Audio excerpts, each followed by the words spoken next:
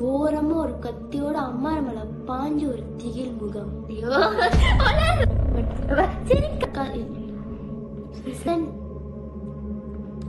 Hi viewers, இன்னைக்கு நம்ம பார்க்க போற கதையோட பேர் என்னன்னா திகில் இரவு. வாங்க வீடியோக்குள்ள போலாம். அமர் அமரேஷன் நிறைஞ்ச காட்டுக்குள்ள நடக்க ஆரம்பிக்கிறது. அவரோட காத்தோட என்ட்ரி ஆகுறாரு. அந்த காட்டுக்குள்ள இருந்து தூரத்துல ஹைவே லைட்டு மிம்மணி பூச்சி மாதிரி பளிச்சுன்னு எரிஞ்சுது. அதெல்லாம் பெருசா நினைக்காத அமர் திரும்பியும் நடக்க ஆரம்பிக்கிறாரு. அவருக்கு பின்னாடி யாரோ ஃபாலோ பண்ற மாதிரி ஃபீல் பண்றாரு. அவரோட காடி சத்தம் மட்டும் இல்லாம இன்னொரு காடி சத்தமும் கேக்குது. அம்மாருக்கு அப்படியே இருக்குன்னு தூக்கி போட்டுருச்சு. அவர் அங்கேயே அப்படியே நின்றுட்டாரு. அம்மா அவரோட கோலி கொண்ட கண்ணை வச்சுட்டு அங்கேயும் இங்கேயும் திரும்பி பார்த்துக்கிட்டு அவர் எச்சியும் முழுங்குறாரு. திரும்பியும் நடக்க ஆரம்பிக்கிறாரு. நடந்து போய்கிட்டு இருக்கும்போது ஏற்கனவே கேட்டதை விட இன்னும் அதிகமா காடி சத்தம் கேட்க ஆரம்பிக்குது. உடனே அம்மா சொன்னது ஞாபகம் வந்துச்சு. நடு ஜாமத்துல போகாதையா, காத்து கருப்பு அண்டிய போகுதுன்னு நினைச்சு பாக்குறாரு. மதுரை வீர கணக்கா கிளம்பி வந்தது தப்பா போச்சுன்னு ஃபீல் பண்றாரு. இப்ப பழம்பி பிரயோஜனம் இல்ல அப்படி சொல்லிட்டு அவரை தைரியப்படுத்திட்டு திரும்பவும் காட்டுக்குள்ள நடக்க ஆரம்பிக்கிறாரு.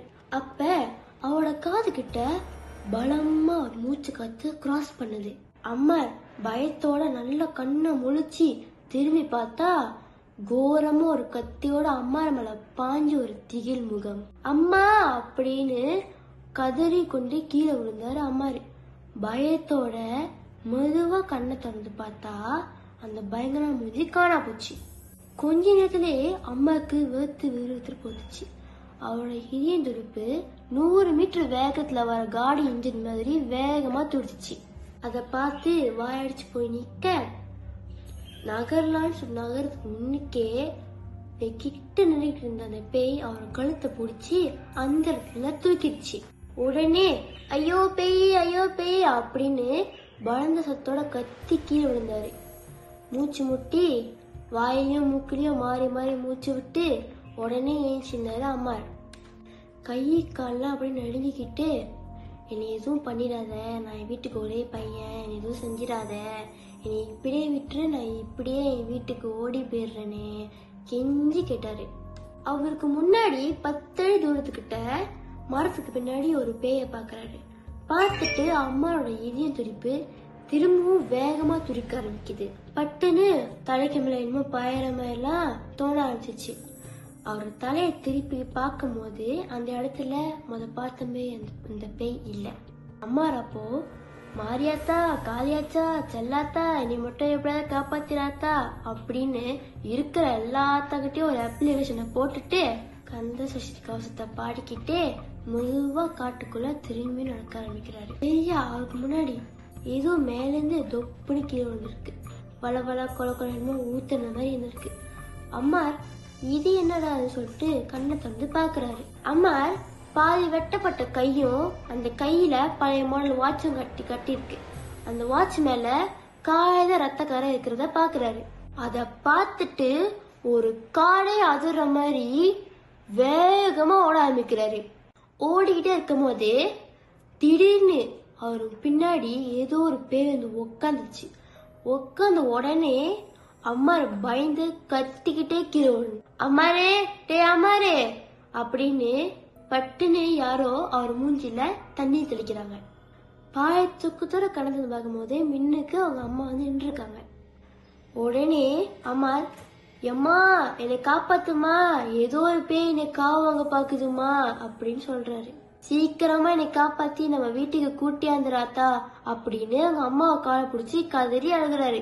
அதுக்கு அவங்க அம்மா, டே கூறு கட்டவனே, உணவு கொண்டுட்டு வளர்றியா, இதுக்குதான் நேத்து அந்த பேய் பங்களுக்கு போக வேணாம்னு சொன்னேன், கேட்டியா, ராத்திரி பைத்தியக்காரமா வந்து படுத்து போட்டு காலைல ஏஞ்சி என் உசர வாங்கி கிடக்குறான், போயிட்டே தண்ணி புடிச்சிட்டு வா, லோரிக்காரன் போயிட போறான் அப்படின்னு எங்க அம்மா சொல்ல, அதுக்கு அம்மா, ஓ அப்ப இதெல்லாம் கனவா அப்படின்னு மண்டே சொல்லிட்டு சுத்தி முத்தி பாக்குறான்.